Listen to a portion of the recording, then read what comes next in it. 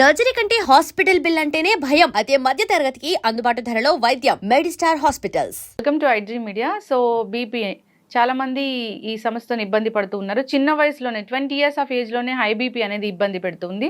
అసలు ఎందుకు ఈ సమస్య ఇంతలా వస్తుంది? మరి బీపీకి టాబ్లెట్స్ వాడాల్సి వస్తే జీవితాంతం వాడాల్సిందా? వివరాలు తెలుసుకుందాం. ఈరోజు మనతో పాటు ఉన్నారు ప్రముఖ general physician doctor Prashant Reddy garu from Renova hospitals, Banjara Hills. Doctor garu నమస్తే అండి.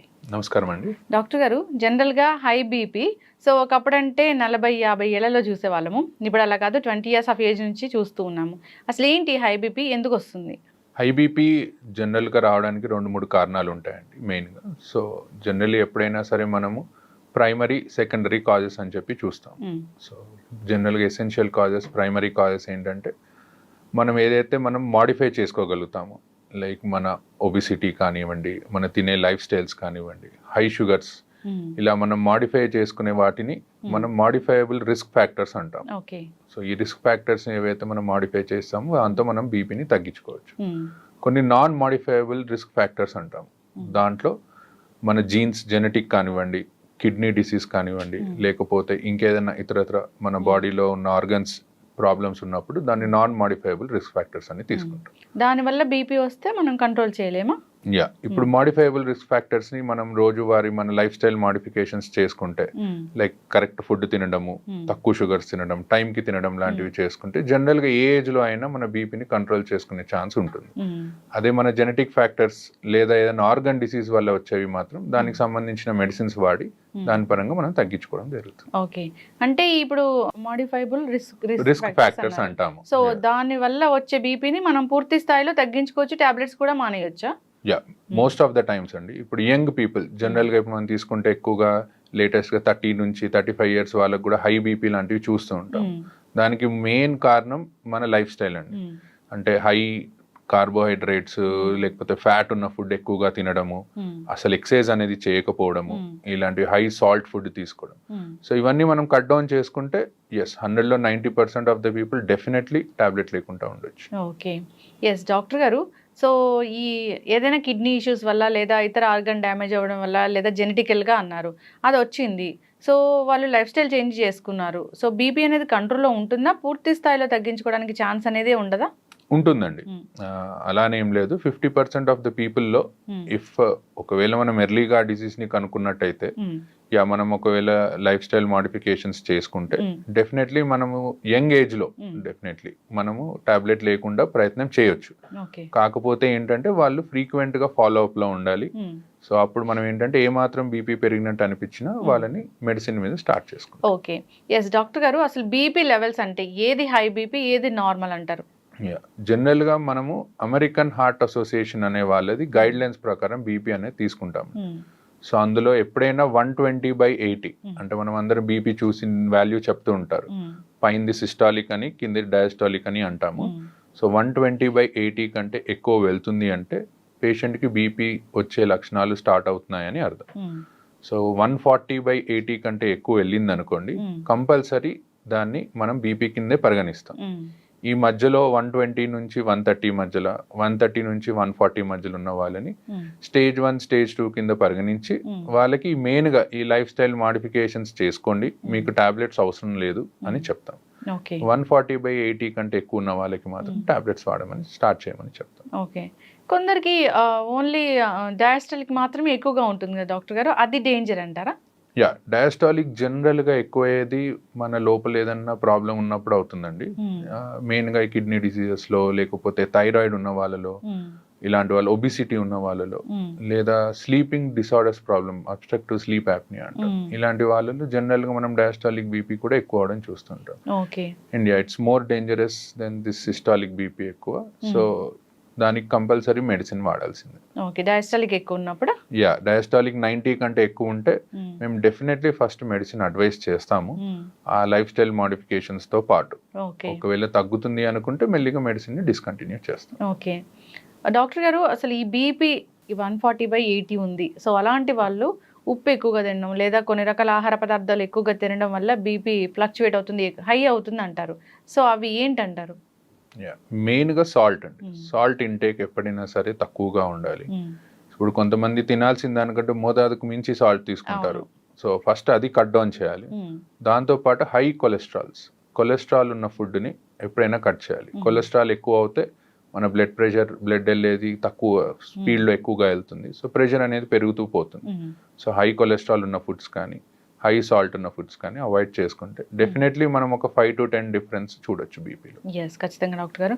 సో డాక్టర్స్ టాబ్లెట్స్ ప్రిస్క్రైబ్ చేశారు. సో ఏ టైంలో, అంటే ప్రతిరోజు ఒకటే టైంలో వేసుకోవాలా, ఎప్పుడైనా టైం మారితే ఏమైనా ప్రాబ్లమా? సో టాబ్లెట్ వేసుకున్నామా లేదా అని మర్చిపోయి ఇంకో టాబ్లెట్ వేసుకుంటే ఏం జరుగుతుంది? జనరల్గా మన బాడీకి ఒక లైఫ్, మనకి ఎలా అయితే లైఫ్లో ఒక క్లాక్ లాగా ఉంటుందో మన బాడీకి కూడా ఒక క్లాక్ ఉంటుందండి. ఆ క్లాక్ ప్రకారమే మన హార్మోన్స్ రిలీజ్ అవ్వడము, మరి పనిచేయడం లాంటివి ఉంటాయి. సో అందుకే జనరల్గా either mornings or evenings we advise. So either morning before 9 o'clock అట్లా లేదా 10 o'clock లోపు, ఈవినింగ్స్ అది అడ్వైస్ చేస్తాం. సో టైం ప్రకారం తీసుకుంటే ఏంటంటే మన బాడీకి సర్కేడియన్ రిథమ్ అని ఉంటుంది, దానికి బాడీకి అడ్జస్ట్ అయ్యి టాబ్లెట్ సరిగ్గా పనిచేస్తుంది. టాబ్లెట్ సరిగ్గా తీసుకోకపోవడం అంటే కొంతమంది ఒక రోజు తీసుకుంటారు, 2 రోజులు తీసుకోరు, మళ్ళీ తీసుకుంటారు. సో దానివల్ల మోర్ డేంజర్ దాని టాబ్లెట్ తీసుకోకపోవడం. సో దానివల్ల ఏమవుతుందంటే బాడీకి పని చేయాలా పని చేయొద్దా అనే దాంట్లో పడిపోయి టాబ్లెట్ పనితనం ఇంకా తగ్గిపోతుంది. ఓకే, అంటే ఒక రోజు 2 రోజులు తీసుకోవడం మానేస్తే మళ్ళీ తర్వాత స్టార్ట్ చేస్తే అలా అంటే దాన్ని ఫ్రీక్వెంట్ గా చేస్తే ఎప్పుడన్నా ఒకసారి అనేది అందరూ మర్చిపోతారు, that's okay. But maximum times మర్చిపోకుండా రోజు వేసుకోవడం is better option. Yes doctor గారు, ఫీవర్స్ వచ్చినప్పుడు నార్మల్గా డోలో అలాంటివి వేసుకుంటూ ఉంటారు. సో అది డాక్టర్ దగ్గరికి వెళ్ళే పని లేకుండా ఇంట్లో over the counter of medicine వాడుతూ ఉంటారు. సో హై బీపీ ఉన్నవాళ్ళు ఇలాంటి డోలోలు వేసుకోవచ్చా? సో అలాంటప్పుడు బీపీ టాబ్లెట్ వేసుకోవచ్చా లేదా? సో జనరల్గా బీపీలో 2 types చూస్తామండి. ఇప్పుడు ఫీవర్ వచ్చినప్పుడు కొంతమందికి బీపీ పెరగొచ్చు, కొంతమందికి తగ్గొచ్చు. సో ఇన్ఫెక్షన్ చాలా ఎక్కువ ఉందనుకోండి, అప్పుడు బీపీ అనేది బాగా తగ్గిపోతూ ఉంటుంది. సో దాన్ని మనం షాక్ అని అంటాము సిచ్యువేషన్. సో అందుకే ఎప్పుడైనా హై గ్రేడ్ ఫీవర్ వస్తే దో మీరు డోలో ఇంట్లో వేసుకున్నా సరే వెళ్ళి డాక్టర్ని కలవండి. కలిసి ఒకసారి బీపీ చెక్ చేసుకుంటే తక్కువగా ఉంటే అప్పుడు పేషెంట్ కండిషన్ని బట్టి టాబ్లెట్ ఆపేయాలా, డోస్ తగ్గించాలా అనేది డాక్టర్ కెన్ డిసైడ్. ఎస్, ఖచ్చితంగా డాక్టర్ గారు. చాలా మంది ఈ మిస్టేక్ అనేది చేస్తూ ఉంటారు. ఎస్, దానివల్ల ఇబ్బందులు అయితే వస్తూనే ఉంటాయి.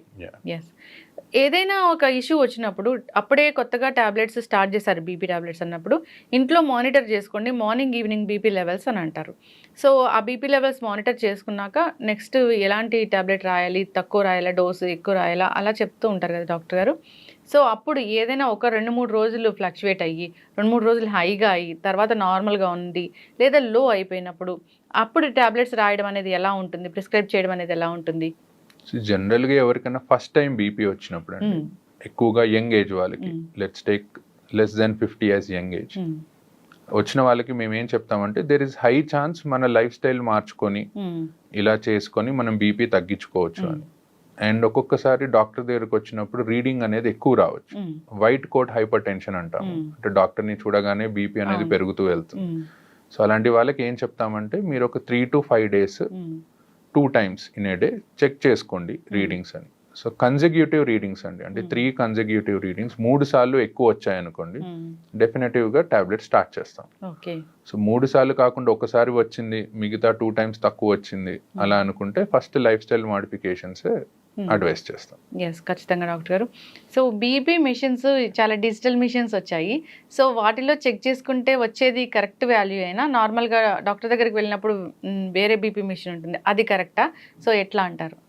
ఎలక్ట్రానిక్ మిషన్స్కి మేము చూసే మిషన్స్కి ఏంటంటే మెర్క్యూరీ ఉంటుందండి మేము చూసే మిషన్స్లో, it's much more accurate. Electronic మిషన్స్లో ఒక 5 mm వరకు డిఫరెన్స్ ఉంటుంది. బట్ మెయిన్గా మిషన్ కంటే ఎక్కువ చూసే పొజిషన్ అండి, చూసే పొజిషన్, చూసే టైమ్.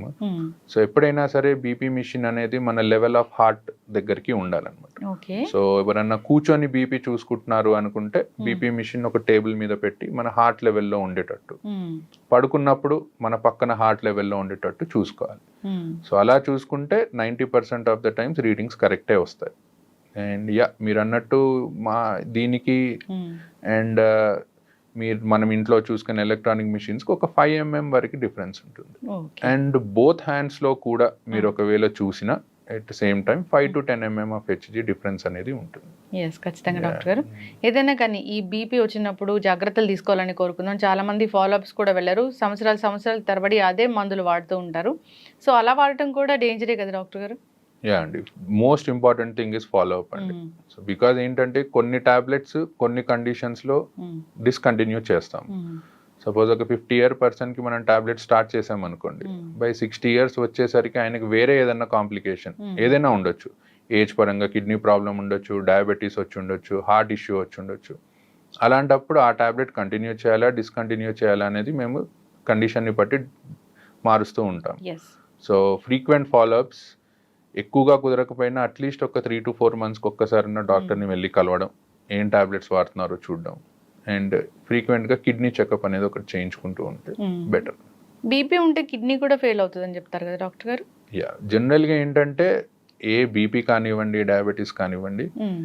మన బాడీలో కిడ్నీని, హార్ట్ని, ఐస్ని ఒకవేళ ఎక్కువగా ఉన్నాయి అనుకోండి లెవెల్స్, డ్యామేజ్ చేస్తూ ఉంటాయి. మ్మ్. సో ఇవి లాంగ్ టర్మ్గా బాడీలో మనకి ఎర్లీ ఏజ్లో బీపీ వచ్చినట్టయితే లాంగ్ టర్మ్గా కాంప్లికేషన్స్ వచ్చే ఛాన్స్ ఎక్కువగా ఉంటుంది. ఓకే.